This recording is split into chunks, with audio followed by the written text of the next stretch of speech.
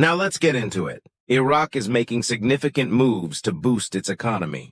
As one of the world's most oil-rich nations, it has massive potential, and right now the country is working hard to rebuild and move forward.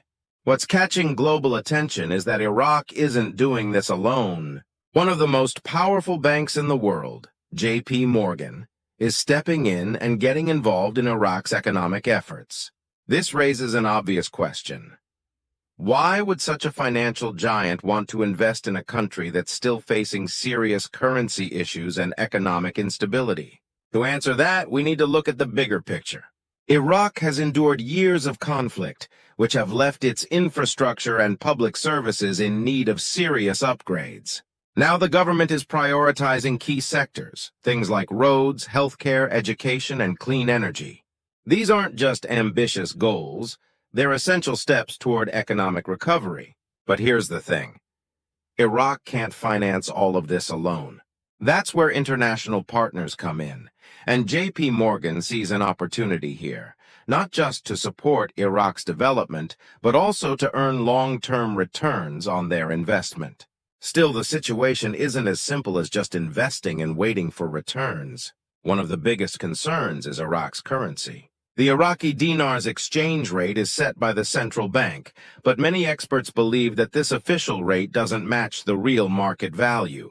This kind of currency distortion can make investors nervous. It raises concerns about transparency and whether the financial system is ready to handle large foreign investments. If a currency is overvalued or manipulated, it can create an uneven playing field and make it hard to predict the true profitability of a project. But J.P. Morgan isn't new to risk.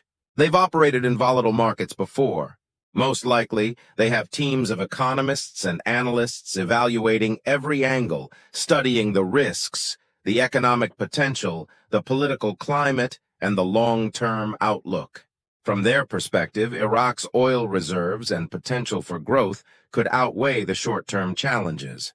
They might see this as a high-risk, high-reward scenario worth betting on, especially if Iraq starts implementing more stable and transparent economic policies.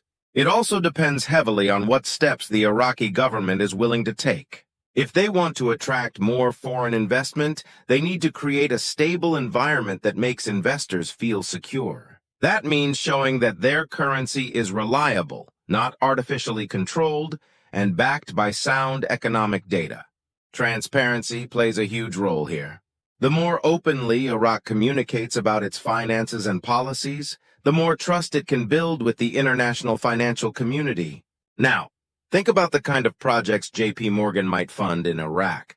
We're talking about roads, bridges, power plants, hospitals, investments that not only improve infrastructure but also create jobs and stimulate local economies. These projects could have a ripple effect. As productivity rises and the economy grows, the dinar might naturally stabilize, making future investments less risky and more appealing to other banks and institutions. That said, none of this is guaranteed. Iraq still faces serious challenges, especially politically. Instability, corruption, and security issues could slow progress or scare off potential investors. But J.P. Morgan doesn't have to take all the risk themselves. They might partner with local banks or split responsibilities with government agencies to limit their exposure. These types of collaborations help distribute risk and ensure that global banks aren't left holding the bag if something goes wrong. Another option is public-private partnerships. These involve direct collaboration between J.P. Morgan and the Iraqi government on major infrastructure or development projects. It's not just about bringing money into the country, it's also about bringing expertise, structure, and global best practices. This kind of knowledge transfer can help Iraq build better systems and institutions for the future. If J.P. Morgan's involvement goes well, it could open the door for even more foreign interest in Iraq. Success attracts attention, and other investors may follow suit, leading to a wider flow of capital into the country. But that all hinges on Iraq taking the necessary steps to create a fair and regulated financial system. When investors know the rules are clear and fairly enforced, they're far more willing to commit large sums of money to a country. So what does all of this mean for the average person in Iraq? If these investments go through and are managed well, people could see real improvements in their daily lives: better roads, shorter commutes, access to quality healthcare, and more employment opportunities. A stronger economy can improve quality of life across the board. But patience is necessary. Rebuilding an economy, especially one that's been through as much as Iraq has, takes time. It won't be easy, and there will be setbacks, but the potential is there. Now, shifting gears a bit, let's talk briefly about another important economic conversation happening between the U.S. and Vietnam. Recently, Treasury Secretary Scott Bessent met with Vietnam's Deputy Prime Minister. Vietnam is growing rapidly as a Southeast Asian economic force, and the two countries are discussing how to make their trade relationship more balanced and fair. One of the biggest topics? Vietnam's exchange rate. The U.S. is urging Vietnam to raise its rate.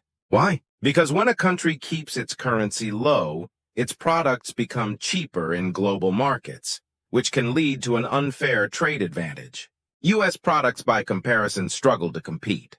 Raising the exchange rate would make Vietnamese goods more expensive, which might seem like a negative at first, but it can also push companies in Vietnam to focus on quality and innovation. Plus, it can encourage foreign investment, since a strong and stable currency builds confidence.